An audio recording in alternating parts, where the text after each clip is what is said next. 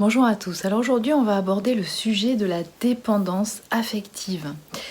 Dans l'expérimentation de ce couple universel, pour les personnes qui sont sur ce parcours d'éveil de conscience par le couple, le sujet de la dépendance affective est très, on va dire, fondamental.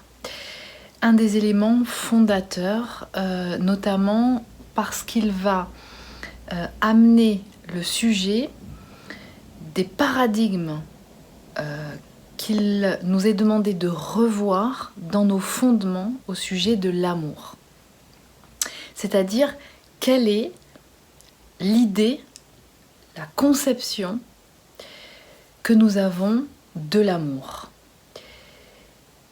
Je voulais aborder dans différents sujets et je vous invite d'ailleurs à aller sur l'espace membre pour aller visualiser les vidéos à thème qui sont à disposition au sujet de la sexualité sacrée, qui est un élément fondateur, une pratique fondatrice essentielle dans l'expérimentation du couple universel, du couple de flammes jumelles, des relations sacrées. Pas uniquement des flammes jumelles, mais en tout cas pour les gens qui sont sur ce parcours, à un moment donné, vous allez sentir être appelé par la pratique de cette sexualité qui est très puissante. C'est un élément qui va vous amener, quand le timing sera OK, à potentialiser l'énergie, la puissance énergétique que vous avez à deux, de votre association.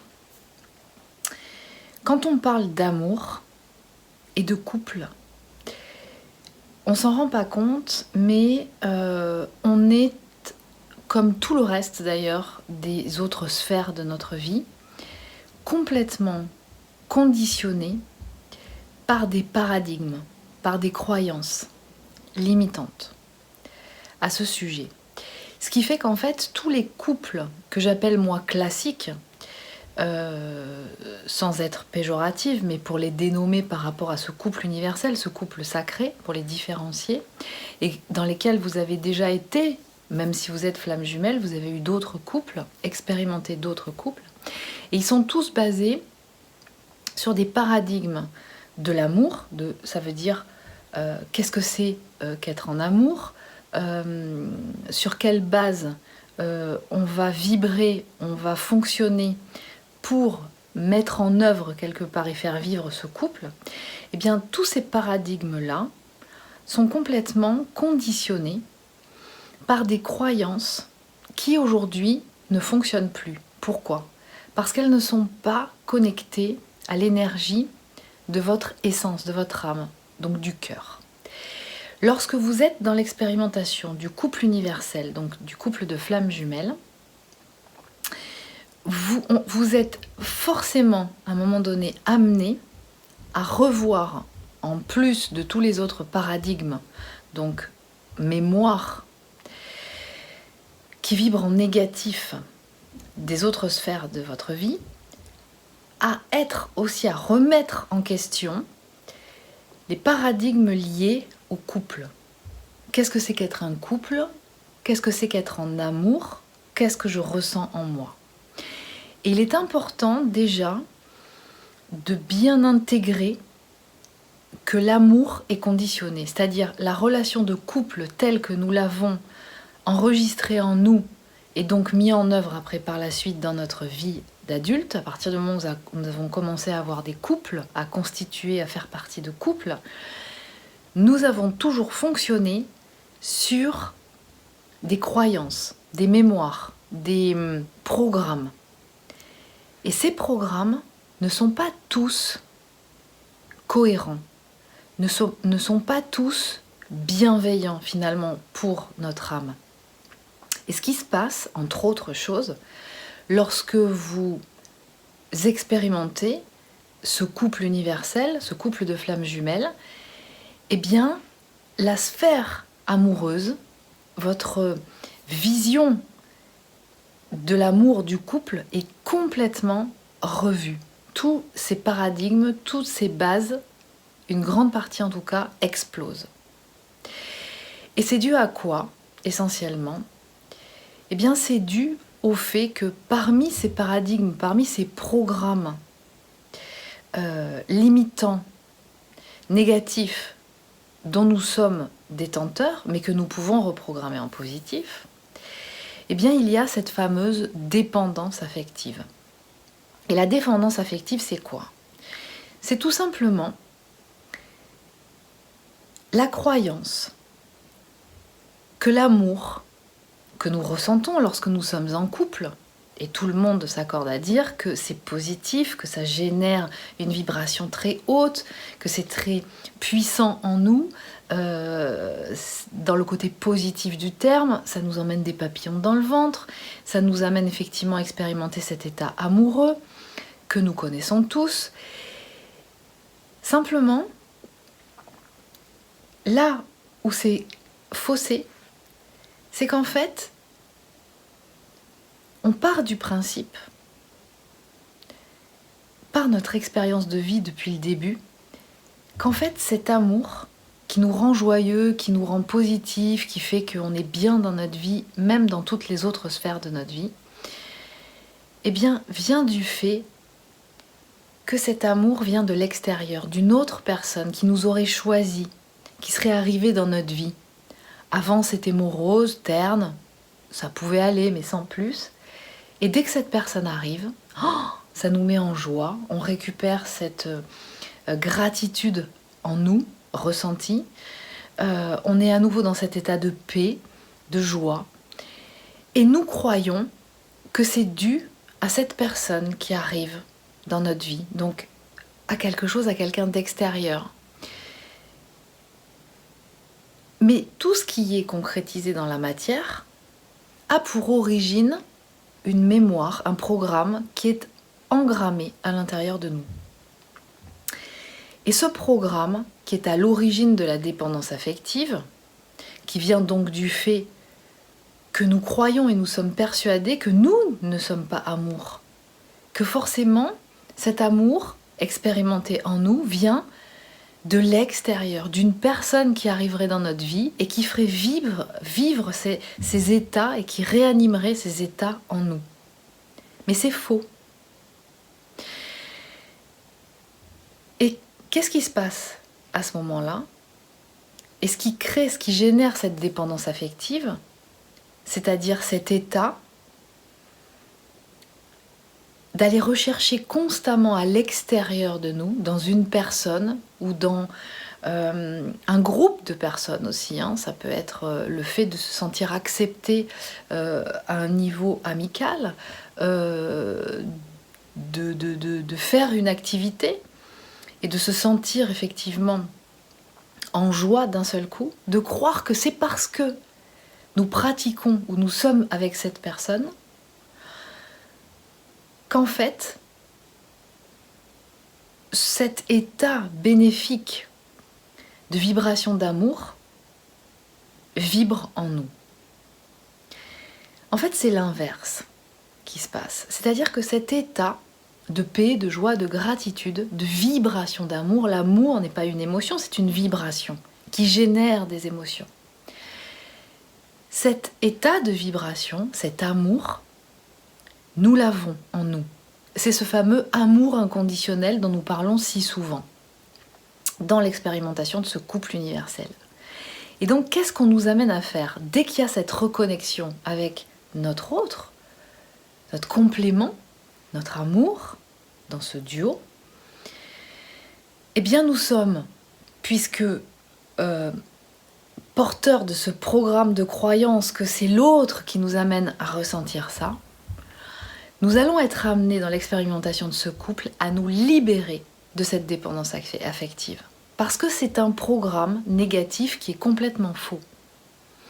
Nous n'avons pas besoin de quelque chose ou de quelqu'un à l'extérieur pour animer cette vibration.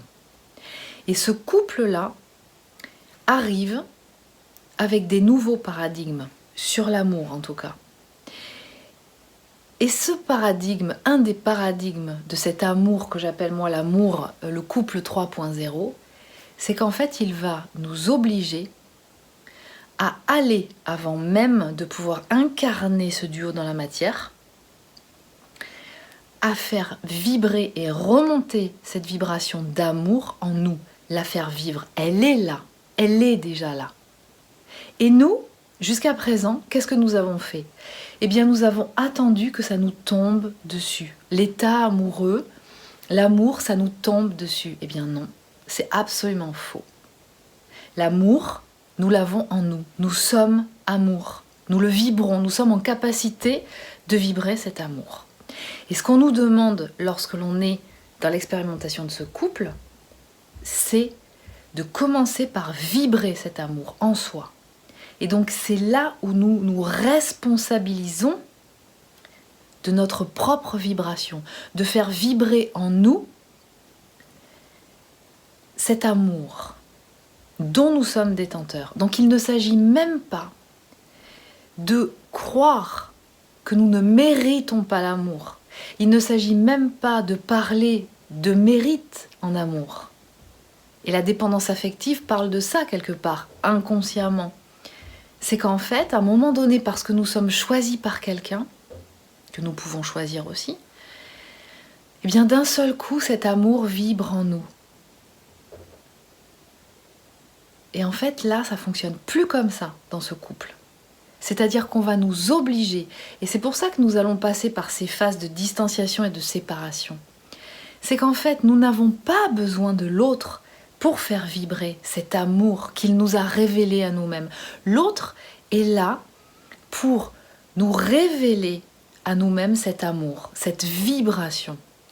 Donc dans l'expérimentation de ce couple, on va être amené à revenir à soi pour vibrer en nous cette puissante vibration, cette puissante énergie d'amour. Et c'est comme si on nous empêchait d'être dans ce couple, et ça c'est ce qu'on peut ressentir à un certain moment, pas forcément au début, c'est ce qu'on va ressentir à un certain moment, où on va nous empêcher d'être dans ce couple tant que nous ne saurons pas, nous ne saurons pas vibrer en nous cet amour. Parce que lorsque nous sommes dans cette expérimentation de couple universel, nous avons la nécessité de nous responsabiliser de cette vibration. C'est pour ça qu'il est important de se connecter et ressentir l'amour inconditionnel en soi, pour soi. Parce que c'est la clé qui va nous permettre, et encore une fois, je vous rappelle, ça se passe au niveau du cœur. Donc en fait, on nous demande de nous reconnecter à l'espace de notre cœur.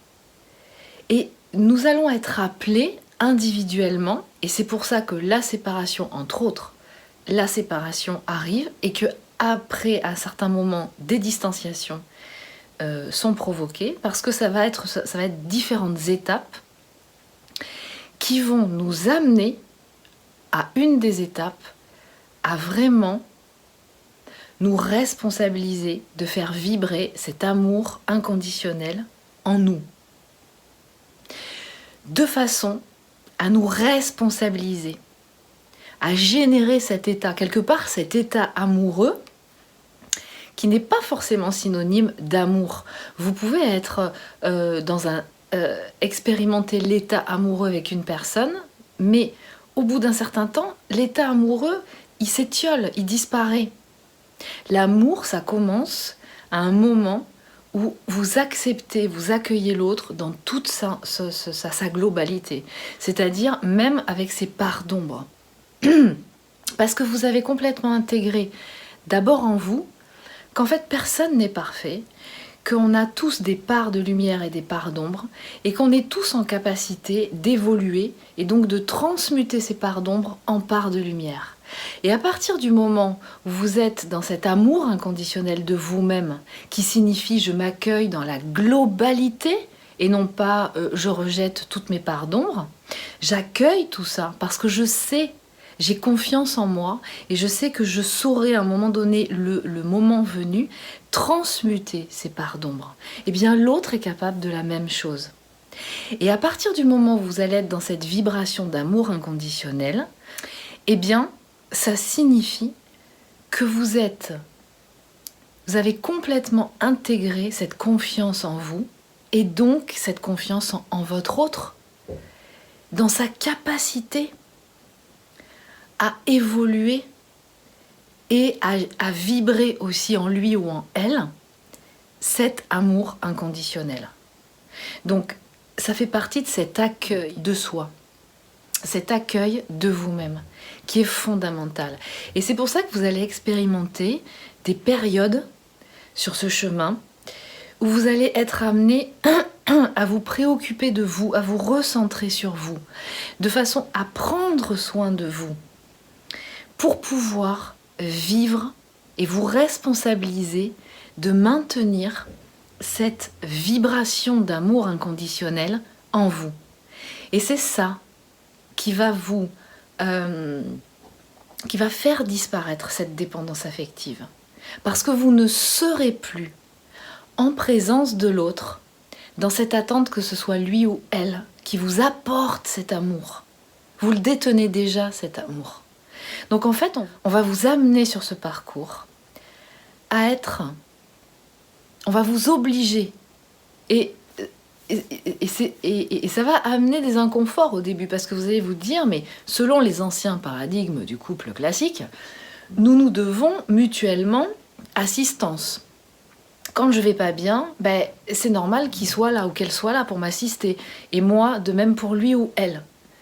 Là, une des choses qui va être incompréhensible pour vous, c'est que par rapport à un couple classique ou un couple d'âmes-sœurs, par exemple, eh bien, on va vous pousser, quand vous êtes dans cette expérimentation de couple universel, à vous responsabiliser, de faire vibrer cet amour en vous. Et au début, vous n'allez pas vraiment comprendre parce que votre mental, il va vous dire non, mais attends, toi, tu te retrouves toute seule dans un moment où c'est dur pour toi et lui ou elle n'est pas là pour toi, mais ça, c'est pas de l'amour. Eh bien, si. Dans ce cas-là, c'est de l'amour. Alors bien entendu, on est bien d'accord, vous avez bien vérifié au préalable que vous n'êtes pas dans une relation toxique ou de pervers narcissique. D'accord ? Vous êtes bien dans une relation de flamme jumelle.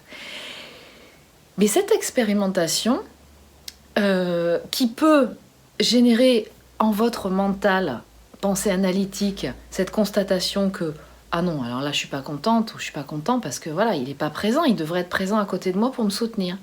Eh bien non, dans une partie du cheminement, on va vous pousser à vous retrouver seul en face de vous-même. Pourquoi ? Eh bien pour aller vous obliger quelque part à aller puiser toutes vos ressources au fond de vous, pour ressentir cet amour en vous, pour ressentir que vous êtes en capacité de vous sortir de situations, pour ressentir toutes les ressources que vous avez en vous. Et vous allez sortir de cette expérience encore plus grand, encore plus grandi, encore plus forte et fière, et avec toute cette confiance que vous pouvez vous sortir de beaucoup de situations. Et que quelque part, c'est de votre responsabilité de faire ça pour vous. Parce que si vous remettez cette responsabilité à l'autre, dans le cas du coup de la dépendance affective, dans ce fameux paradigme de couple classique, mais qui n'est plus à l'ordre du jour aujourd'hui, eh bien ça serait remettre la responsabilité de votre bonheur à l'autre. Et il ferait la même chose avec vous. Et vous vous rendez compte du poids que ça sous-entend, de la responsabilité que ça sous-entend. Il ne peut y avoir ça dans ce couple-là. Ce qui n'empêche que quand vous aurez dépassé cette étape-là, que vous serez en pleine capacité de vibrer constamment cet amour inconditionnel pour vous, comme par magie, eh bien vous allez ressentir ce réconfort mutuel, même en étant juste l'un à côté de l'autre, sans forcément ressentir la nécessité de vous sentir rassuré dans cette dépendance affective, du coup, qui systématiquement sollicite de l'autre un comportement, une sémantique, l'expression de certains mots, de l'amour qu'il ressent pour vous. Rien qu'être à côté de lui ou d'elle, vous ressentirez cette vibration, vous la sentez en vous. Et vous continuez à faire vibrer cet amour inconditionnel en vous. Donc voilà l'intérêt de la libération de la dépendance affective. Et ça n'est pas trop, je dirais, un problème qui se retrouve plutôt dans une polarité que l'autre. Je dirais que c'est une problématique, la dépendance affective, qui est très courante et qu'on retrouve chez tout le monde. À partir du moment où nous avons grandi avec ce programme qui nous faisait croire que l'amour que nous ressentons en nous ne dépend uniquement que d'une personne ou d'une situation extérieure à nous. Et donc là, nous sommes dépendants. Que ça arrive à un moment donné, que quelqu'un nous choisisse ou que la situation se présente à nous. Et tant que nous serons détenteurs à l'origine de cette mémoire qui génère cette dépendance affective, qui fait que je ne mérite pas l'amour, je ne suis pas à la hauteur, eh bien, la dépendance affective sera toujours présente, puisqu'elle est la conséquence de cette mémoire, de ce programme inscrit en nous, de je ne mérite pas l'amour. Et du coup, concrètement dans la matière, eh bien ça a donné avec vos différentes expériences de couple que vous n'étiez jamais vraiment pleinement satisfait au bout d'un certain temps, l'état amoureux passé, et puis que avec votre autre, dans ce couple universel, eh bien constamment, vous allez être frustré d'un mot, d'une expression, d'un comportement de sa part que vous attendez précisément, qui va vous prouver l'expression de son amour, qui n'arrivera jamais. Parce que vous êtes vibrant encore de ce programme négatif de « je ne mérite pas l'amour ». Donc, en conclusion, par rapport à cette dépendance affective dont nous sommes tous détenteurs, eh bien, il convient de reprogrammer en positif ce programme qui vibre dans « je ne mérite pas l'amour » et ensuite de pouvoir justement continuer, libéré de ce programme négatif, à faire vibrer en nous constamment cet amour inconditionnel, à faire vibrer l'amour. Et à partir de là, les choses commencent à changer dans la matière. Je vous dis à très bientôt et prenez soin de vous.